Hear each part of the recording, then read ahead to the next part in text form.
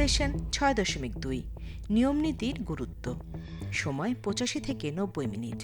উদ্দেশ্য ডিফেন্সের শেষ লাইন থেকে দায়িত্ব গ্রহণ, একটি অর্কেস্ট্রার মতো কিভাবে খেলতে হয় তা শেখা, বিভিন্ন দায়িত্বের গুরুত্ব সম্পর্কে বোঝা।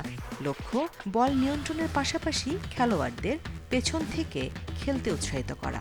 নির্দেশনা পিচকে left back, left center back, right back এবং ডিফেন্সিভ মিডফিল্ডে ভাগ করুন।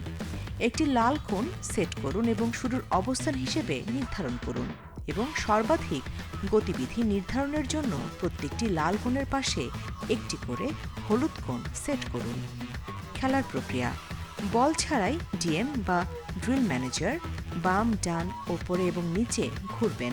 ৪ জন ডিফেন্ডার তাদের পজিশন বোঝার জন্য তার গতিবিধি অনুসরণ করে বিভিন্ন স্টাইল যেমন সাইড স্কিপিং, স্প্রিন্টিং, জগিং এমন পারফর্ম করবেন এবং বিভিন্ন পরিস্থিতিতে অনুকরণ করার উচ্চ ও নিম্ন তীব্রতায় দৌড়ানোর গতি পুনরাবৃত্তি করবেন। দ্বিতীয়বার খেলার প্রক্রিয়া বলটি মাঠে প্রবেশ করিয়ে দিন। ডিএম বলটি বাম, ডান, ওপরে এবং নিচে পাস করে দিন।